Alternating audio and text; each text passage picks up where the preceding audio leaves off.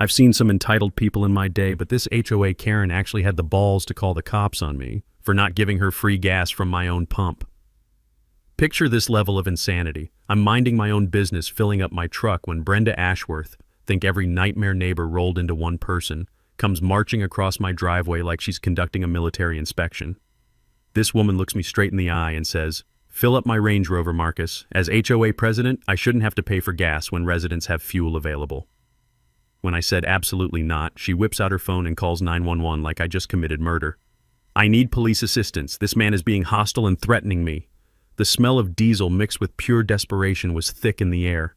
Here's what made her 911 call the dumbest mistake of her entire life. She had absolutely no idea who she was really talking to. Where are you watching from? You're gonna love this. Let me introduce myself properly. The name's Marcus Kellerman, and I'm what you might call a guy who's seen some things. 52 years old, been through more career changes than most people have had jobs. Started in the military, logistics division, where I learned that preparation isn't just smart, it's survival. The metallic taste of MREs and diesel fumes became my daily routine for 20 years, moving supplies across 3 continents. That was before life threw me a curveball the size of a freight train. My wife Sarah battled cancer for 2 years. 2 long, expensive, soul-crushing years of treatments and hospital bills. When she passed last spring, I couldn't stay in our old house anymore. The creak of every floorboard held memories I wasn't ready to face. So I packed up, sold everything, and moved to Willowbrook Estates, a nice little subdivision where property was cheap and neighbors supposedly minded their own business. Or so I thought. Willowbrook's got about 200 homes, mostly decent folks who work honest jobs and want that suburban dream. Tree-lined streets, kids playing in yards, the whole Norman Rockwell fantasy. The HOA used to be run by a retired teacher named Mrs. Henderson who kept things sensible. Mow your lawn, don't paint your house purple, pay your dues. Simple stuff that actually made sense. Then came Hurricane Brenda. Brenda Ashworth moved here from some ritzy gated community where the average house costs more than a NASA rocket. Real estate agent, drives a Range Rover that gleams like a diamond and has that particular brand of entitlement that comes from never hearing no in her entire privileged existence. Within 8 months, she'd somehow conned her way into the HOA presidency on a platform of elevating standards and removing undesirable elements. Translation: ethnic cleansing for suburbia. I started noticing her pattern real quick. Violation notices to the Rodriguez family for excessive vehicle parking. They had 2 cars. Fines for old Mr. Orion's vegetable garden being inconsistent with neighborhood aesthetics. Harassment letters to the young black couple who dared to install a basketball hoop. Meanwhile, her white neighbors with identical setups. Radio silence. Now, about my fuel pump. When I bought my place, it came with a perfect garage and workshop space for restoring vintage trucks. The previous owner had been a farmer with proper agricultural permits for personal diesel storage, completely legal, professionally installed, inspected annually by the fire marshal. The sweet smell of diesel mixed with motor oil became my therapy after losing Sarah. The pump setup is gorgeous, professional-grade equipment, safety features that exceed code requirements, clear private property signage. Cost me 15 grand to update, but during the last power outage, I was the only guy with reliable fuel for generators. Helped 3 elderly neighbors keep their medical equipment running. That's when Brenda targeted me. She came clicking over one morning in those ridiculous designer heels. You could hear her approaching like a tap-dancing spider. Started interrogating me about zoning compliance and community resources like she was conducting a federal investigation. When I showed her the permits and agricultural exemption, her face went sour as expired milk. "Well," she sniffed, "we'll just see about that."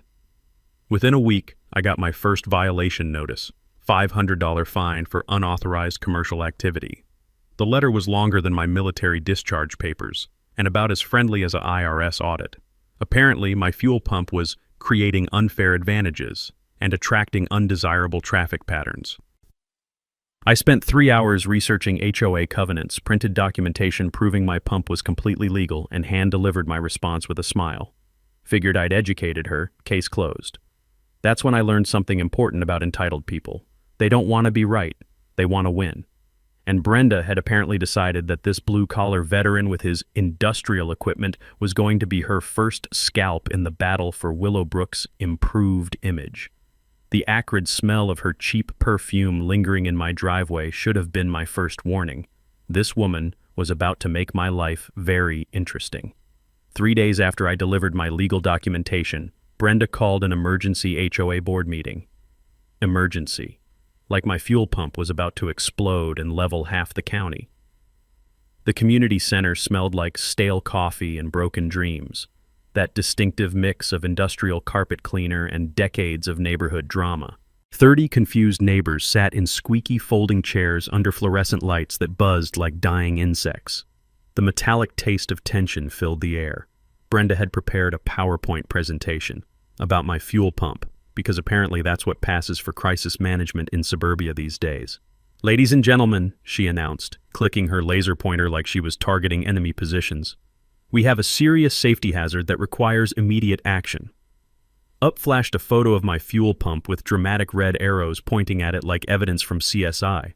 She'd even added scary captions in bold red text: "Explosion risk" and "Environmental hazard." The woman had clearly missed her calling in disaster movie marketing. "This unauthorized commercial installation poses significant risks to our families, our children, and our property values," she declared with the drama of someone announcing the apocalypse. I raised my hand politely.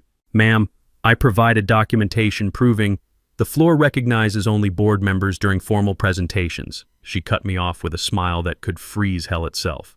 Here's where it got interesting. Brenda had actually done her homework, sort of. She'd researched fire codes and zoning ordinances, even pulled up some obscure county regulations about fuel storage. The problem was, she'd completely missed the agricultural exemptions that made my setup bulletproof legal. Back in my military days, we had a saying about officers who'd read half the manual and thought they knew everything. They were the most dangerous people on base because they had just enough knowledge to be confidently wrong. She spent 15 minutes describing disaster scenarios straight from bad action movies. Explosions leveling city blocks, environmental contamination turning Willowbrook into Chernobyl, insurance companies fleeing in terror, property values crashing harder than the stock market in 1929. The crowd was eating it up like free cake at a church social. Neighbors who'd waved at me for months suddenly looked at me like I was cooking meth in my garage. The nervous shuffle of people shifting in cheap plastic chairs filled the room. "Therefore," Brenda announced with prosecutorial satisfaction, "I motion for an immediate $1,000 fine and 48-hour removal deadline. All in favor?" 4 hands shot up faster than rockets at Cape Canaveral. That's when I stood up. My chair screeched against linoleum like nails on a chalkboard, cutting through the silence. "Before you vote," I said in that calm tone 20 years of military service develops, "might I suggest reviewing actual facts instead of Hollywood fiction?" I walked forward carrying a manila folder thick as a phone book. The room temperature seemed to drop as Brenda realized I'd come prepared for war.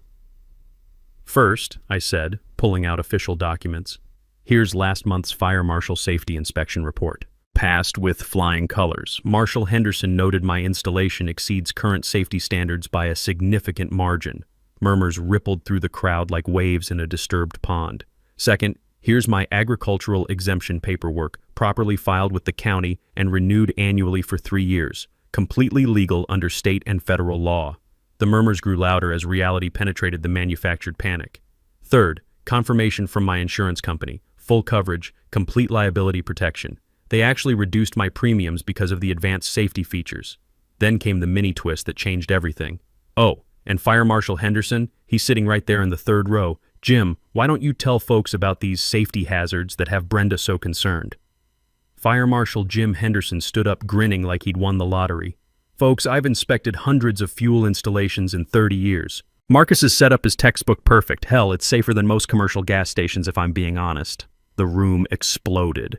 Neighbors demanded explanations. Board members shuffled papers nervously. Someone actually started applauding. Brenda's face cycled through more colors than a mood ring having a seizure. Her desperation mixed with overpriced perfume created a nauseating cocktail. "Well," she stammered, voice cracking, "safety isn't the only concern.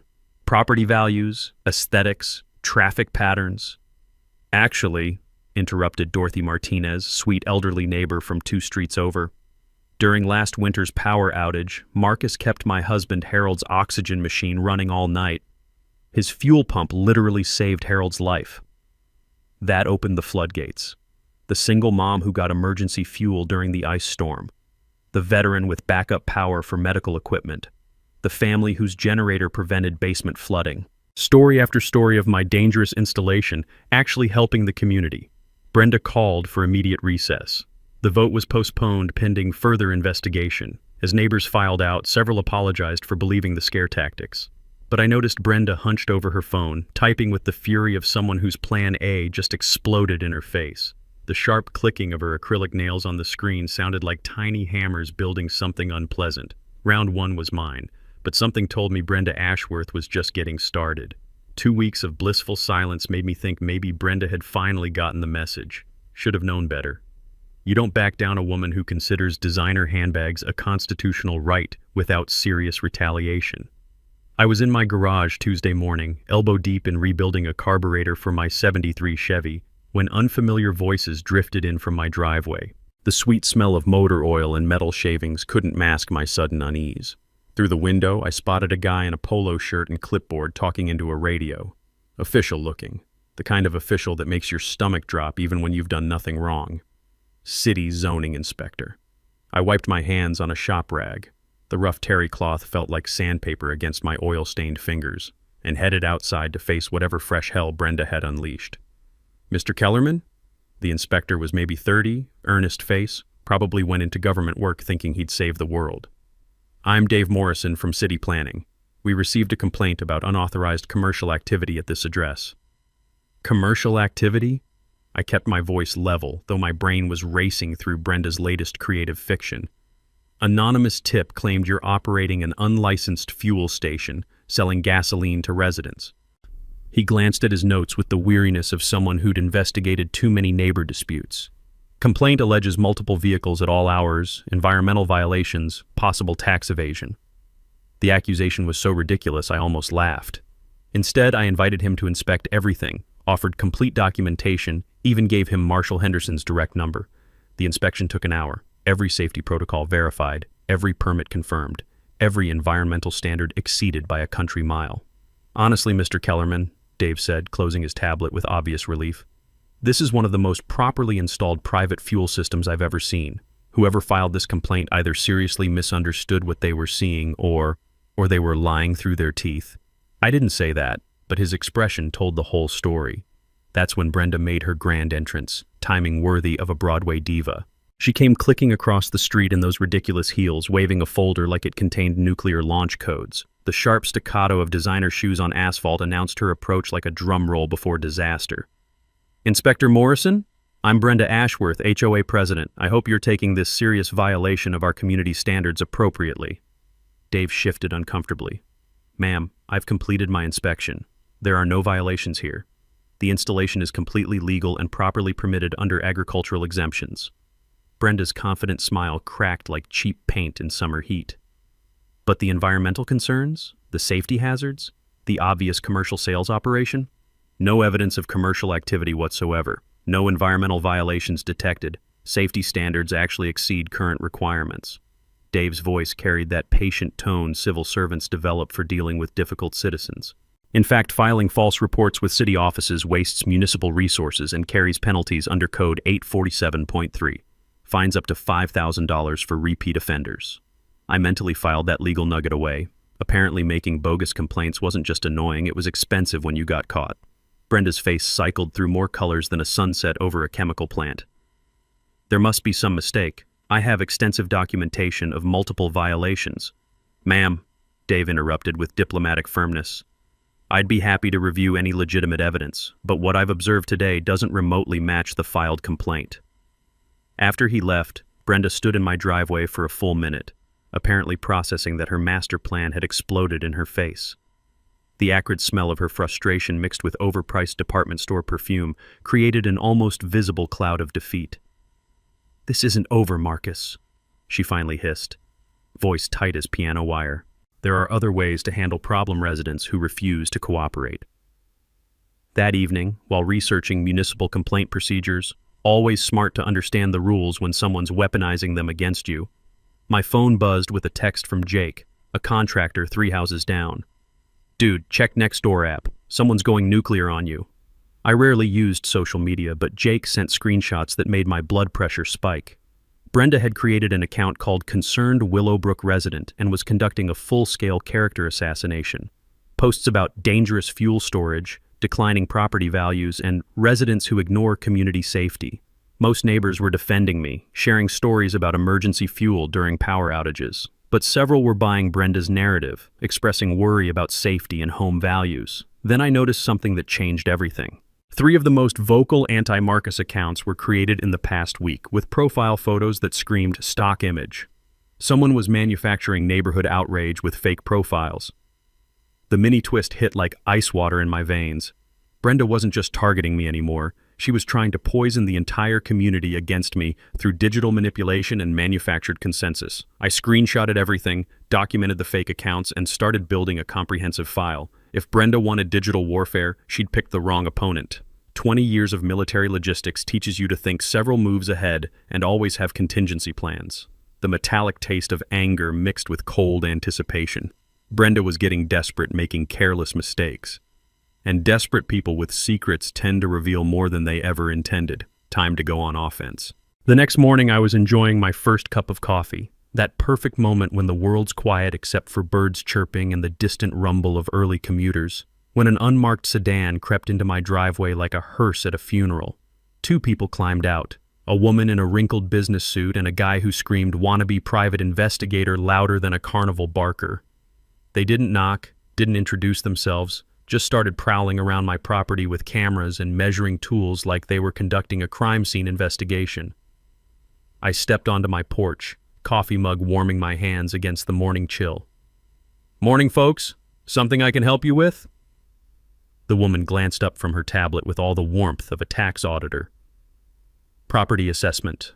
Routine neighborhood evaluation for insurance compliance purposes." "Interesting," I said, taking a deliberate sip of coffee. Considering my insurance company didn't mention scheduling any assessment. "Mind showing me some official identification?" That's when things got spicy. Buzzcut stepped forward with the swagger of someone who'd watched too many cop shows. "Sir, we have legitimate business conducting this evaluation. I strongly suggest you return inside your residence." 20 years of dealing with military wannabes had fine-tuned my ability to spot fake authority from 50 yards away. All bark, zero actual bite. "I strongly suggest you remove yourselves from my private property before I contact actual law enforcement officials." They retreated, but not before Buzzcut snapped about 50 photos of my fuel pump from every conceivable angle. The whole encounter reeked of amateur hour. People pretending to possess authority they'd never legitimately earned. 2 hours later, my phone rang with an unknown number. Usually ignore those, but instinct made me answer. "Mr. Kellerman, this is Rick Santos from Apex Investigations. We need to discuss Brenda Ashworth immediately." My coffee suddenly tasted like pennies. "I'm listening."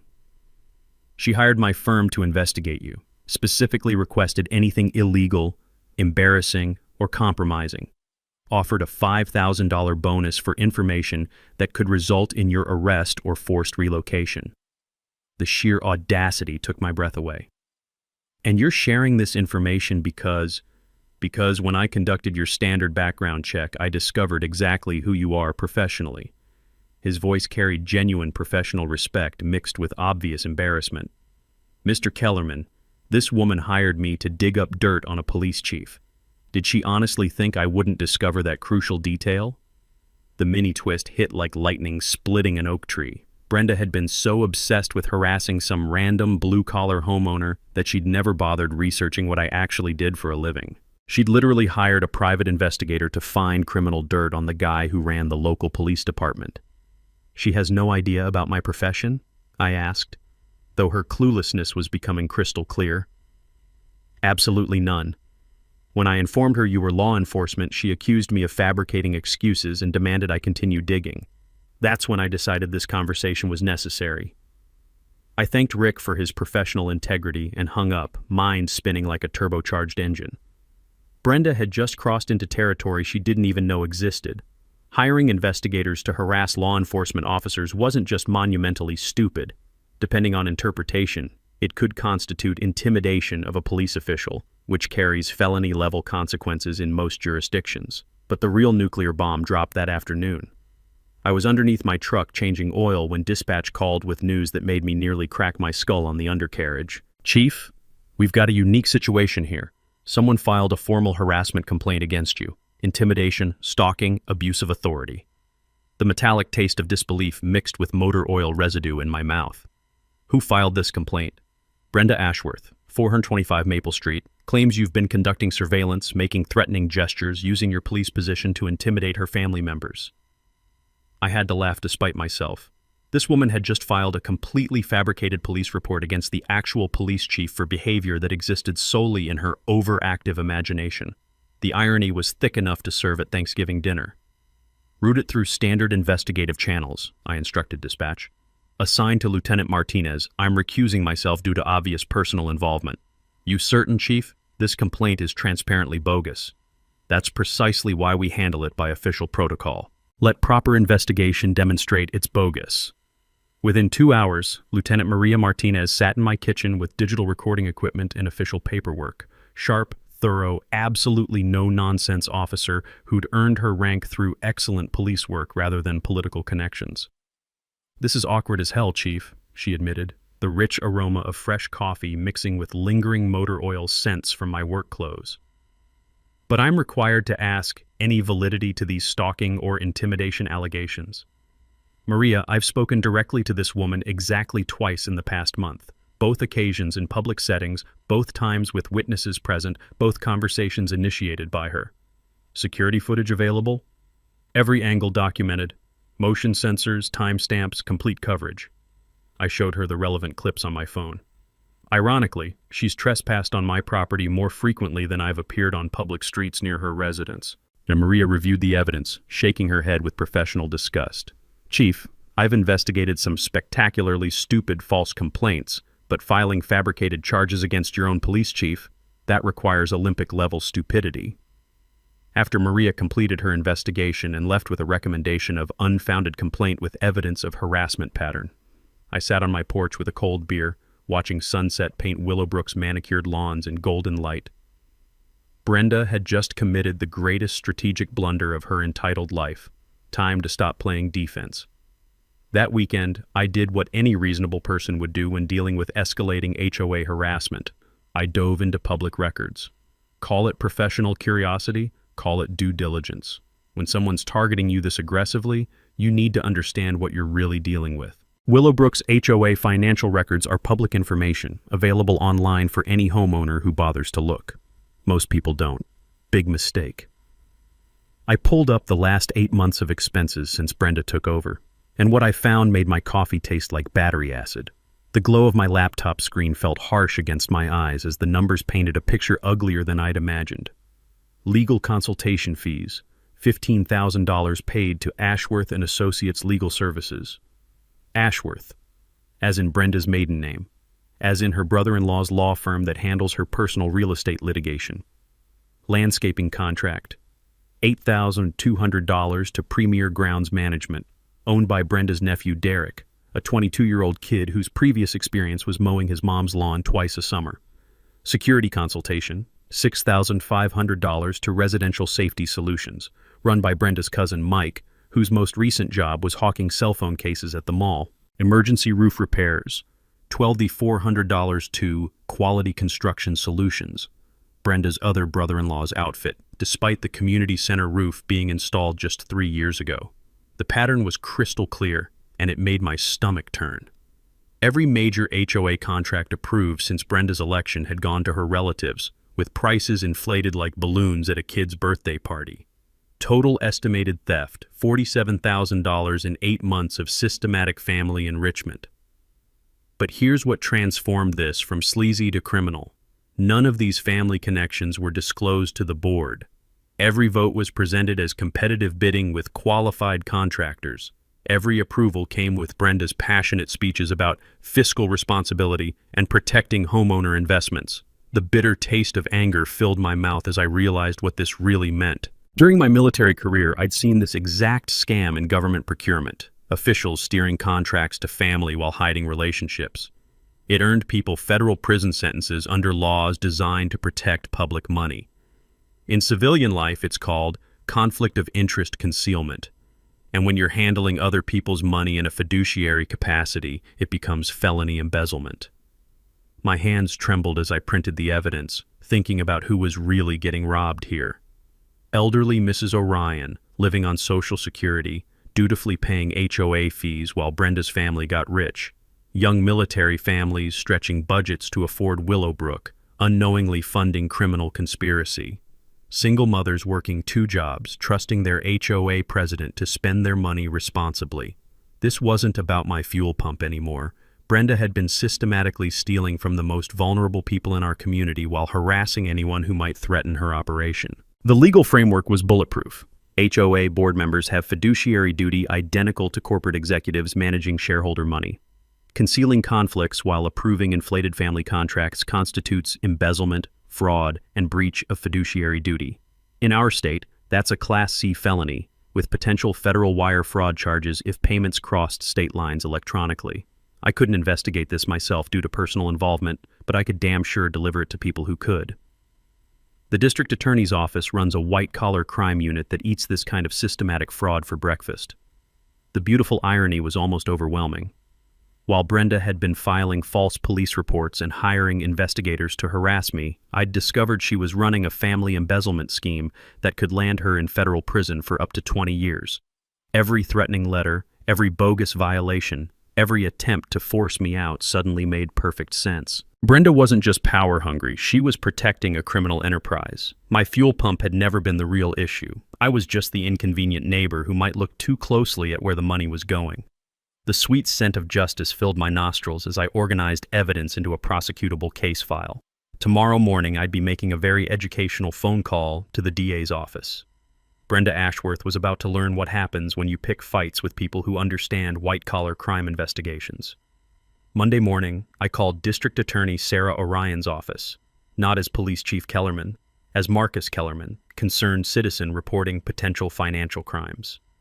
The beauty of the American justice system is that evidence speaks louder than titles. And brother, did I have evidence. White-collar crime unit, Detective Reynolds speaking. I'd like to report suspected embezzlement involving an HOA board. Multiple family members receiving inflated contracts, undisclosed conflicts of interest, estimated theft approaching $50,000 over 8 months. Can you come in this afternoon? Bring whatever documentation you have. The DA's office smelled like industrial-strength coffee and righteous determination, that particular mixture of caffeine and justice that keeps prosecutors functioning on 4 hours of sleep.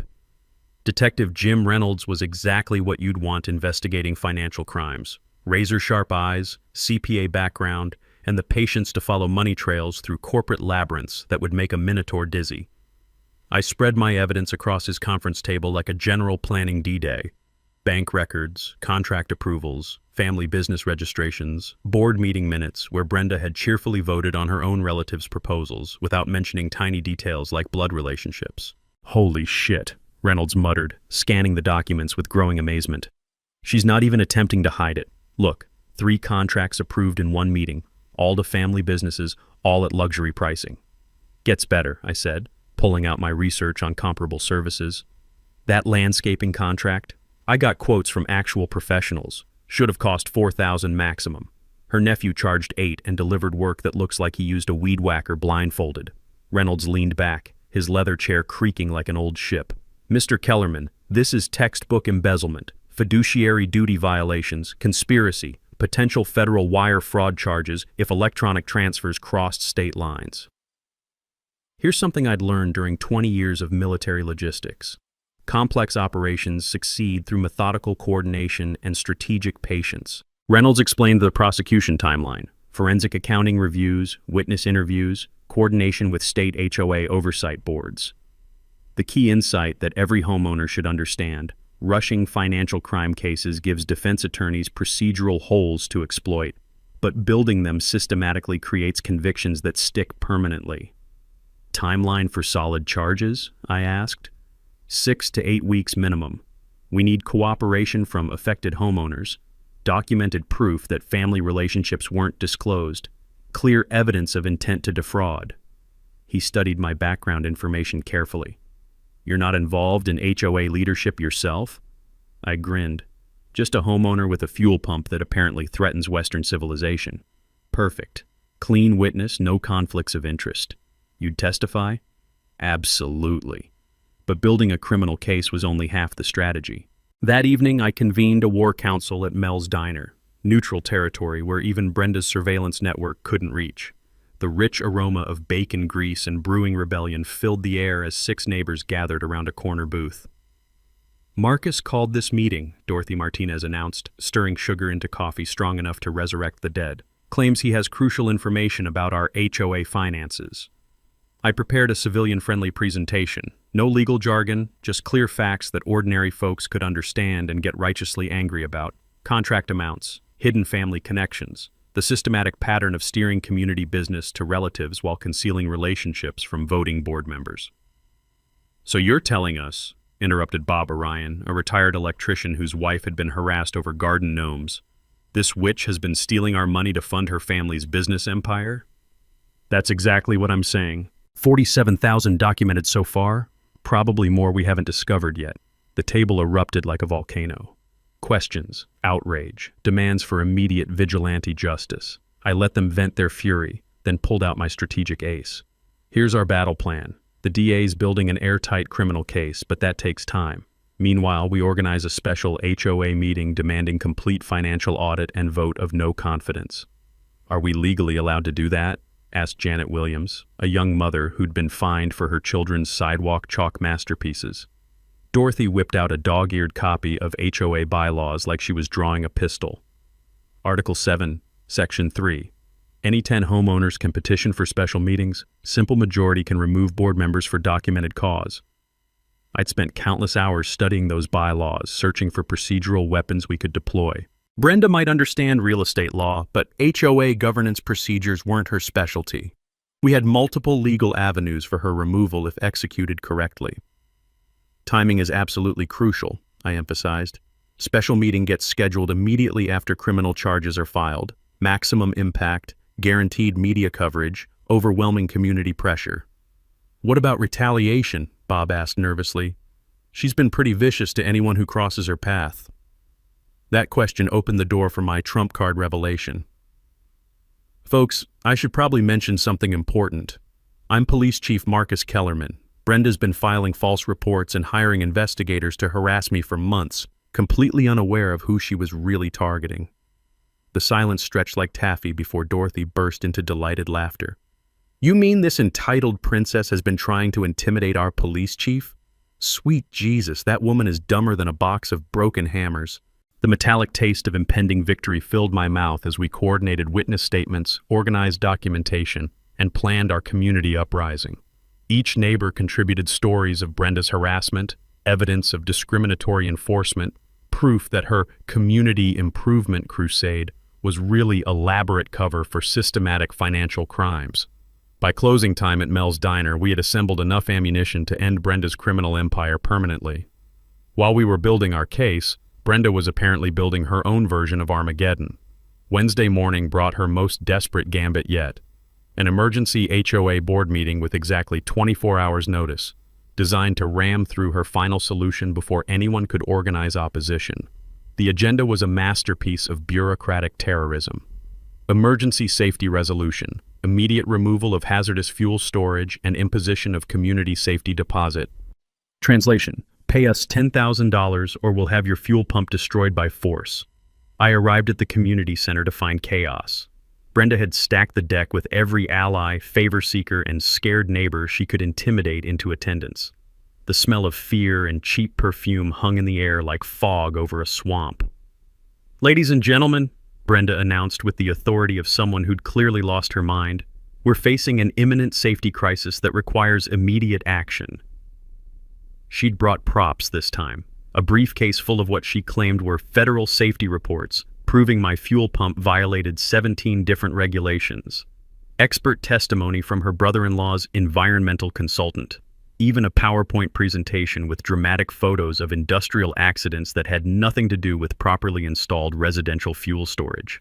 According to these federal findings, she declared, waving around documents that looked official enough to fool people who'd never seen actual federal paperwork, Mr. Kellerman's installation poses immediate risk of explosion, environmental contamination, and potential terrorism concerns. Terrorism concerns.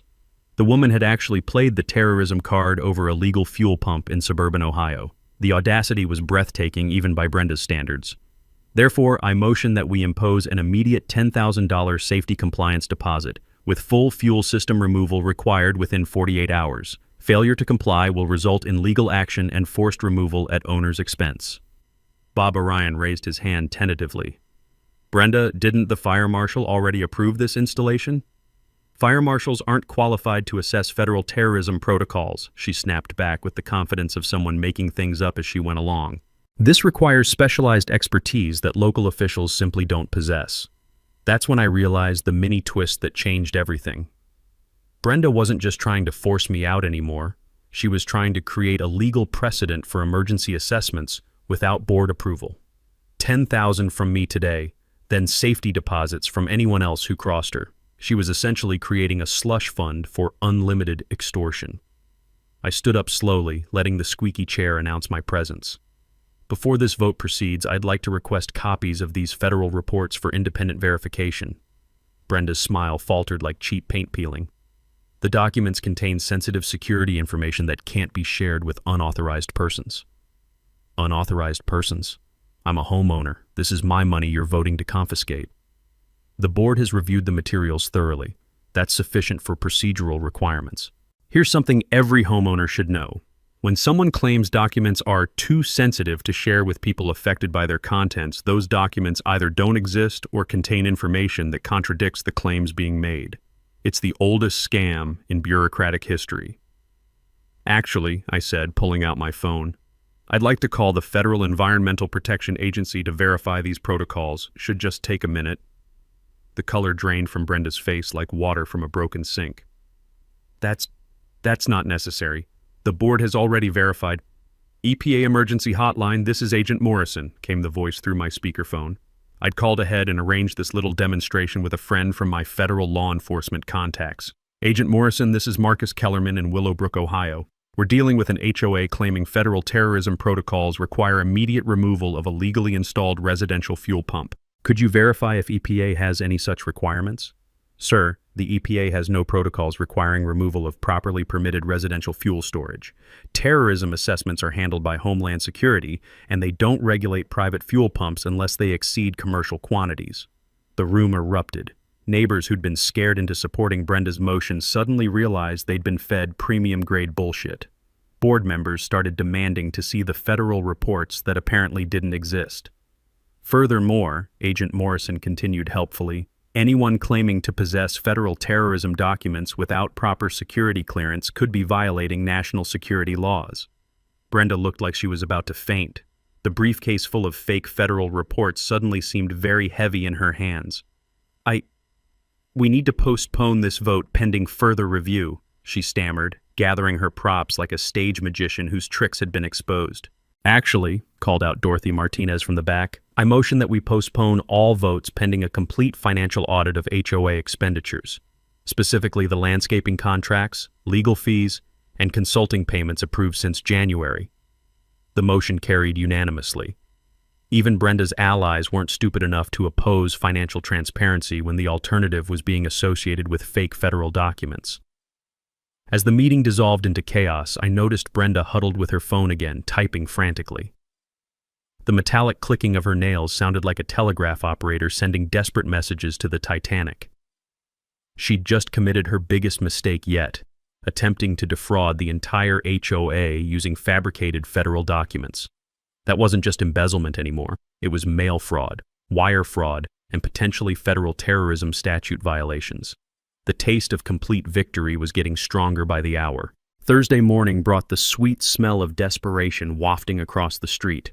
I was enjoying coffee on my porch when I noticed unusual activity at Brenda's house. Boxes being loaded into her Range Rover, important-looking papers being shredded in industrial quantities, and what appeared to be a family meeting that looked more like a crisis intervention. My phone buzzed with a text from Detective Reynolds. Charges filing Monday. Keep your head down until then. Fat chance. Brenda wasn't going quietly into that good night. By noon, she'd launched her nuclear option. A full-scale character assassination campaign that would have impressed Joseph Stalin. Flyers appeared on every doorstep claiming I was under federal investigation for terrorist activities. Social media posts alleged I was stockpiling dangerous chemicals for unknown purposes. Anonymous tips flooded City Hall claiming everything from illegal weapons storage to operating a meth lab. The woman had completely lost her mind, but she was losing it strategically. Every false accusation was designed to make me look dangerous, while positioning her as the brave whistleblower protecting community safety. It might have worked against someone without law enforcement experience. Unfortunately for Brenda, I understood exactly how evidence chains work. I spent the afternoon documenting every lie, screenshotting every fake social media post, recording every phone threat that came through my office. The beautiful thing about desperate people is they create evidence faster than crime labs can process it. But her masterstroke came Thursday evening. A surprise visit from Child Protective Services, claiming anonymous reports that I was exposing neighborhood children to hazardous materials. The caseworker was professional, apologetic, and clearly embarrassed by the obvious false report, but she had to follow protocol. Mr. Kellerman, I'm required to inspect any property where chemical storage might endanger children. You understand this is just procedure? Absolutely. Would you like to see my permits, safety inspections, and insurance documentation first, or should we start with the physical inspection? 20 minutes later, she closed her tablet with obvious relief. Sir, this is one of the most professionally maintained fuel storage systems I've encountered. Whoever filed this report either seriously misunderstood what they were reporting or they were lying to waste taxpayer resources and harass a citizen. I can't speculate about motives, but filing false CPS reports carries serious penalties under state law. Another legal nugget for my growing collection. False reports to Child Protective Services aren't just harassment. They're felony charges in most states, especially when filed maliciously to intimidate someone.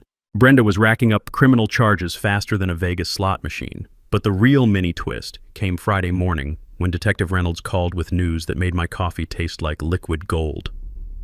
Marcus, we've been monitoring financial activity as part of the investigation. Brenda made some interesting moves yesterday. Large cash withdrawals, attempted wire transfers to offshore accounts, liquidation of multiple business accounts. Sounds like someone's planning a vacation. Gets better. She tried to empty the HOA reserve fund, all $63,000. Bank flagged it as suspicious activity and froze the accounts pending investigation. I almost choked on my coffee. She tried to steal the entire reserve fund? Every penny. Claimed it was for emergency legal expenses related to community safety threats. Bank manager called it the most obvious theft attempt he'd seen in 20 years. The irony was delicious. While Brenda had been trying to destroy my reputation with false reports, she'd been caught red-handed attempting to steal every dollar the community had saved for actual emergencies. Pool repairs, road maintenance, storm damage cleanup, all the money homeowners had contributed for legitimate community needs, and she'd tried to grab it all on her way out of town. There's more, Reynolds continued. We traced some of those social media accounts spreading rumors about you. 3 of them were created from Brenda's home IP address using fake names. Digital evidence of harassment, defamation, and cyberstalking. How long before arrests? Monday morning. Federal charges for wire fraud, state charges for embezzlement, harassment, filing false reports, and attempted theft. She's looking at 10 to 15 years if convicted on everything. I spent Friday afternoon watching Brenda's frantic activity from my porch.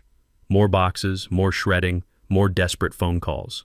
Her husband looked like a man who'd just discovered his wife was the Zodiac killer. Her kids seemed confused about why mommy was crying and daddy was drinking whiskey at lunch. The sweet scent of honeysuckle mixed with the acrid smell of burning documents from their backyard. Whatever she was destroying, it was creating enough smoke to alert the fire department. The responding crew was led by Marshal Henderson, who gave me a knowing wink as they investigated the controlled burn that violated 3 city ordinances. Saturday brought silence. No activity at Brenda's house, no new social media attacks, no mysterious visitors or false reports. The calm before the storm that would destroy her world completely.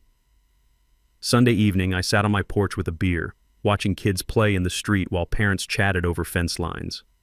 Normal neighborhood life resuming as the cancer of corruption prepared to be surgically removed. The taste of justice was getting sweeter by the hour. Monday couldn't come fast enough. Monday morning arrived with all the drama of a Hollywood blockbuster. I was sipping coffee and watching the sunrise paint Willowbrook streets in golden light when unmarked federal vehicles began rolling into the subdivision like a presidential motorcade. The timing was perfect. Brenda had called another emergency board meeting for 9 a.m., planning to ram through a final vote expelling me from the HOA entirely. What she didn't know was that Detective Reynolds had coordinated the arrests to happen during the meeting, ensuring maximum witnesses and media coverage. I walked into the community center at 8:45 to find absolute chaos. Brenda had packed the room with every supporter she could muster, plus a few faces I didn't recognize. Probably more fake social media accounts turned into flesh and blood props. The air was thick with tension and Brenda's desperation perfume. "Ladies and gentlemen," she announced with the manic energy of someone who knew the walls were closing in, "today we finally resolved the safety crisis that's been threatening our community for months." She'd prepared her most elaborate presentation yet. Photos of my fuel pump with dramatic red circles and arrows. Fake testimonials from concerned parents about children developing mysterious illnesses. Even a petition demanding my immediate removal that looked suspiciously padded with signatures from people who didn't live in Willowbrook. "This individual," she declared, pointing at me with the drama of a prosecutor demanding the death penalty, "has repeatedly refused to comply with reasonable safety requirements, filed frivolous complaints to waste city resources, and created a hostile environment for law-abiding families." I sat quietly in the back, checking my watch. 9:15, any minute now. "Therefore, I motion that we expel Marcus Kellerman from Willowbrook Estates HOA for violation of community safety standards, with immediate forfeiture of all rights and privileges." That's when the cavalry arrived. The back doors opened and Detective Reynolds walked in, followed by 2 federal agents and a state prosecutor. The room went silent except for the sound of Brenda's confidence crashing like the Hindenburg. "Mrs. Brenda Ashworth?" Detective Reynolds' voice cut through the silence like a sword through silk. Brenda's face went from flushed triumph to pale terror in about 3 seconds. "Yes?" "You're under arrest for embezzlement, wire fraud, filing false police reports, and conspiracy to defraud. You have the right to remain silent." The room exploded. Gasps, shouts, the scraping of chairs as people jumped up for better views. Someone was recording on their phone. I spotted a local TV news crew that had somehow gotten word of the arrest. But the real magic happened when Detective Reynolds turned to address the stunned crowd. "Ladies and gentlemen, for those who don't know, I'm Detective Jim Reynolds with the District Attorney's Office. Mrs. Ashworth has been charged with systematically embezzling HOA funds by steering contracts to family members while concealing conflicts of interest. Total theft exceeds $50,000 over 8 months. More gasps. Dorothy Martinez was shaking her head in disgust. Bob Orion looked like someone had told him his lottery ticket was fake. Additionally, Reynolds continued, she's been charged with filing multiple false police reports, hiring investigators to harass residents, and attempting to steal the entire HOA reserve fund last week. That's when I stood up for my mic drop moment.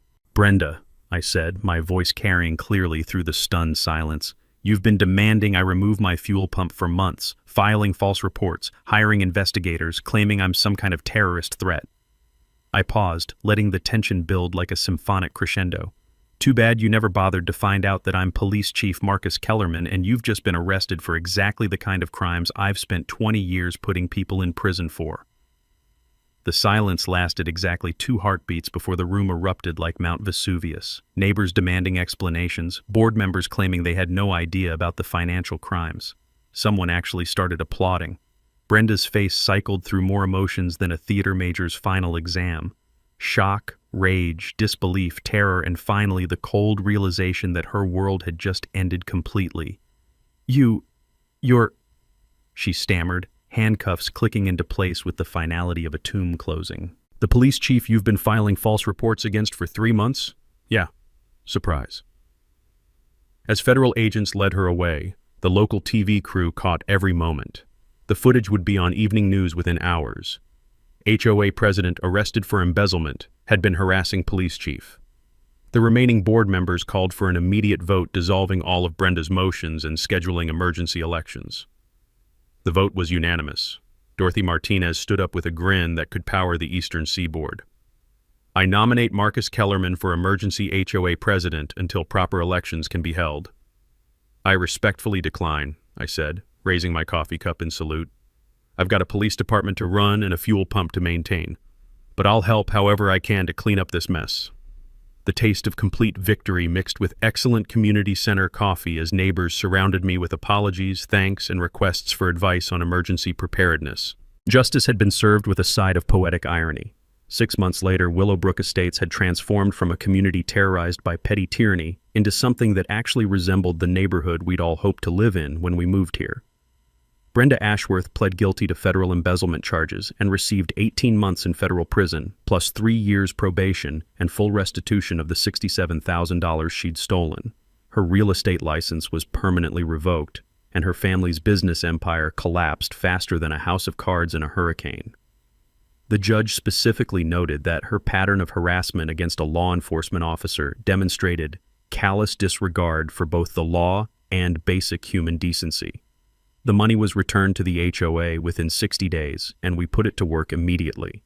New playground equipment for the kids, road repairs that were actually needed instead of imaginary, a community emergency fund that helped 3 families during the tornado season. But the real transformation was cultural. The new HOA board, led by Dorothy Martinez, operated with radical concepts like transparency, accountability, and treating neighbors like human beings instead of potential violations. Meeting minutes were published online. Contracts were competitively bid. Board members who had conflicts of interest actually disclosed them instead of hiding behind fake documentation. My fuel pump became something of a neighborhood celebrity. During the ice storm in February, I helped keep generators running for 8 families, including the Martinez's home where Harold's medical equipment literally kept him alive. The fire department now uses my setup as an example of proper residential fuel storage in their safety seminars. I established the Neighbors Helping Neighbors emergency preparedness program using a portion of the recovered funds. Free workshops on home security, emergency planning, and yes, legal fuel storage for anyone interested. We've helped 12 families install their own backup systems, all properly permitted and up to code. The program expanded beyond emergency prep, financial literacy classes for young families, HOA rights education for first-time homeowners, legal clinics where people learn about their actual rights instead of accepting whatever authority figures tell them. Knowledge, it turns out, is the best defense against corruption. I even started a scholarship fund for children of veterans and elderly residents, the people Brenda had targeted most viciously. Last month, we sent Jake Martinez to community college to study automotive technology. Kid's got natural talent and deserves a shot at building something better than his family could afford before. The story gained national attention after the arrest footage went viral. HOA Karen picks wrong neighbor, he's the police chief, became an internet sensation with over 2 million views. I've received interview requests from news outlets, podcasts, even a true crime documentary series. Most I declined, but I did a few community policing seminars sharing the lessons learned. The broader impact has been significant. State legislation now requires HOA board members to undergo basic training on fiduciary duty and conflict of interest disclosure. The Willowbrook provisions mandate independent auditing for HOAs managing over $50,000 annually. 3 other states have passed similar reforms. Federal task forces are investigating HOA corruption nationwide, using our case as a template for identifying the warning signs. Turns out Brenda wasn't unique, just uniquely stupid about who she chose to target. Personally, this whole experience taught me something about community policing that 20 years of badge work hadn't. Sometimes the most important law enforcement happens when you're not wearing a uniform, just standing up for what's right as a citizen and neighbor. I remarried last spring. Dorothy's granddaughter Sarah moved back to town after her divorce, and we discovered that fighting corruption together creates bonds stronger than traditional dating ever could. She's a paralegal who helps run our legal clinics and keeps me honest about proper procedural protocols. The kids love my workshop, and I'm teaching them emergency preparedness skills their urban father never knew existed. We're planning to expand the house, including a larger emergency preparedness center that can serve as a community resource during disasters. Properly permitted, of course, with full disclosure to all relevant authorities. Life in Willowbrook has become what suburban communities should be. Neighbors helping neighbors, transparent governance, and shared responsibility for collective well-being. The American dream, minus the nightmare of petty corruption. And my fuel pump, still running perfectly, still legal, still helping people when they need it most. If you've got HOA horror stories, drop them in the comments below. I want to hear how communities are fighting back against corruption and abuse. And hey, smash that subscribe button for more justice porn stories like this one, because unfortunately, there are way too many Brendas out there who need to learn that actions have consequences. Sometimes karma needs a badge to get the job done right.